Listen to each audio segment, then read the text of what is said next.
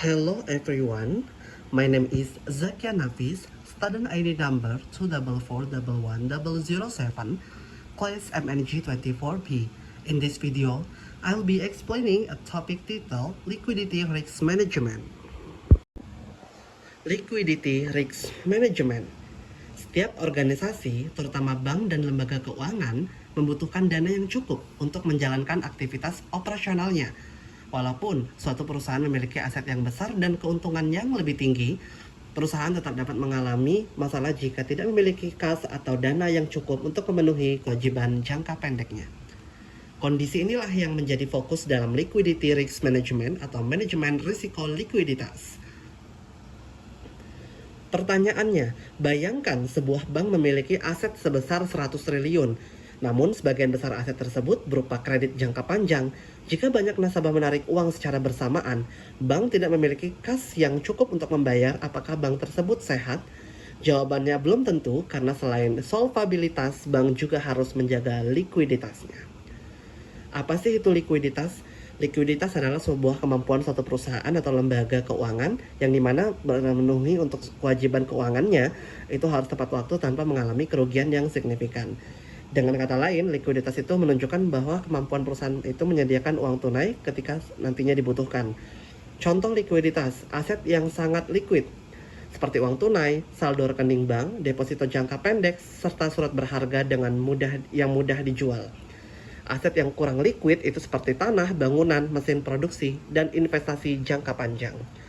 Apa itu liquidity risk? Liquidity risk adalah risiko yang muncul ketika organisasi tidak mampu memenuhi kewajiban keuangannya saat pada jatuh tempo. Risiko ini dapat menyebabkan gangguan operasional, kehilangan kepercayaan investor, serta penarikan dana besar-besaran, dan paling parahnya adalah kebangkrutan. Mengapa risiko likuiditas itu penting? Likuiditas sering disebut sebagai darah dalam sistem keuangan. Tanpa likuiditas yang cukup, maka akan terjadi sebuah operasional itu terganggu. Perusahaan tidak mampu membayar gaji pegawai, utang, dan tagihan operasional. Yang kedua adalah menurunkan kepercayaan pasar, di mana investor dan pelanggan akan kehilangan kepercayaan apabila perusahaan mengalami kesulitan likuiditas.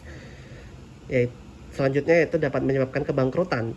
Banyak perusahaan yang sebenarnya memiliki aset besar tapi gagal karena tidak memiliki dana tunai yang cukup. Contoh nyata, pada krisis keuangan global tahun 2008, banyak institusi keuangan mengalami kesulitan likuiditas karena tidak mampu memperoleh dana tunai untuk memenuhi kewajibannya. Kondisi ini memperburuk krisis yang terjadi di berbagai negara. Jenis-jenis risiko likuiditas. Secara umum terdapat dua jenis utama risiko likuiditas. Yang pertama adalah funding liquidity risk. Jadi ketika risiko perusahaan tidak mampu memperoleh dana untuk memenuhi kewajibannya. Contohnya, bank tidak memiliki dana untuk memenuhi penarikan nasabah, perusahaan tidak dapat membayar utang yang jatuh tempo. Yang kedua adalah market liquidity risk, yaitu ketika suatu aset tidak dapat dijual dengan cepat tanpa mengalami penurunan harga yang signifikan. Contohnya sebuah perusahaan memiliki banyak aset seperti properti tetapi membutuhkan dana cepat karena pasar sedang lesu, aset tersebut sulit dijual atau hanya dapat dijual dengan harga jauh lebih rendah. Penyebab risiko likuiditas yang pertama adalah ketidaksesuaian jatuh tempo. Terjadi jika aset dan kewajiban memiliki jangka waktu yang berbeda. Contoh, bank menerima deposito 1 tahun tetapi menyalurkan kredit selama 20 tahun. Jika banyak deposan menarik dana, bank dapat mengalami kesulitan likuiditas. Kedua adalah penarikan dana secara besar-besaran. Misalnya bank run, kepanikan nasabah, serta krisis ekonomi. Yang ketiga, kondisi pasar yang buruk. Ketika pasar mengalami krisis, maka akan sulit memperoleh pinjaman, sulit menjual aset, dan harga aset turun drastis. Yang keempat adalah konsentrasi sumber pendanaan. Jika perusahaan terlalu bergantung pada satu sumber dana, maka resiko likuiditas meningkat ketika sumber tersebut berhenti memberikan pendanaan. Selanjutnya, liquidity risk management, yaitu adalah proses mengidentifikasi, mengukur, memantau, dan mengendalikan risiko likuiditas. Tujuannya adalah memastikan organisasi itu untuk selalu memiliki dana yang cukup untuk memenuhi kewajiban saat itu maupun masa depan. Tahap 1 yaitu adalah identifikasi risiko, menentukan sumber risiko likuiditas, contohnya ketergantungan pada dana jangka pendek, ketidakcocokan jatuh tempo aset dan kewajiban, serta konsentrasi pendanaan. Yang kedua itu adalah pengukuran risiko. Perusahaan mengukur kondisi likuiditas menggunakan berbagai indikator seperti cash flow analysis, menganalisis arus kas masuk dan keluar, liquidity gap analysis, membandingkan jatuh tempo aset dan kewajiban. Ketiga adalah pengendalian risiko. Beberapa strategi yang umum digunakan seperti menjaga cadangan likuiditas, menyimpan aset yang mudah dicairkan seperti kas, deposito, dan surat berharga pemerintah. Diversifikasi pendanaan, tidak bergantung pada satu sumber dana saja, contohnya deposito, obligasi, pinjaman antar bank, dan modal sendiri. Menetapkan limit risiko, menentukan batas maksimum exposure risiko likuiditas. Tahap 4 yaitu adalah monitoring dan pelaporan. Likuiditas harus dipantau secara berkala melalui laporan harian, dashboard risiko, serta stress testing.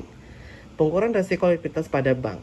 Regulator perbankan menggunakan beberapa indikator utama, seperti Liquidity Coverage Ratio (LCR), mengukur kemampuan bank memenuhi kebutuhan likuiditas jangka pendek selama 30 hari. Rumusnya LCR, High Quality Liquid Assets dikurang Net Cash Outflows 30 days dikali 100%. Semakin tinggi nilai LCR, semakin baik kemampuan bank menghadapi tekanan likuiditas. Yang kedua adalah Net Stable Funding Ratio, yaitu mengukur stabilitas sumber pendanaan jangka panjang. Rumusnya NSFR, Available Stable Funding dikurang Required Stable Funding dikali 100%. Standar internasional umumnya mengharuskan nilai NSFR minimal 100%.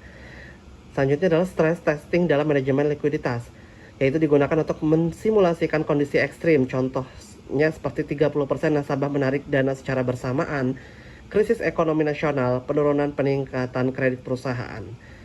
Kemudian studi kasus sederhana, misalnya sebuah bank memiliki dana pihak ketiga 10 triliun, kredit jangka panjang 9 triliun, dan kas tersedia 500 miliar. Tiba-tiba terjadi kepanikan sehingga nasabah menarik 2 triliun dalam waktu singkat. Dampaknya yaitu adalah kas tidak mencukupi, bank harus menjual aset atau mencari pinjaman darurat, serta kepercayaan masyarakat menurun. Solusinya menyediakan cadangan likuiditas yang memadai, diversifikasi sumber pendanaan, serta melakukan stress testing secara berkala. Kesimpulannya, liquidity risk management adalah proses penting untuk memastikan apakah organisasi tersebut memiliki dana yang cukup dalam memenuhi sebuah kewajiban keuangannya. Profitabilitas membuat perusahaan berkembang, tetapi likuiditas memastikan perusahaan akan tetap bertahan. Oleh karena itu, menjaga likuiditas adalah kunci keberlangsungan organisasi dalam jangka panjang. Thank you for watching my video. See you in the next one.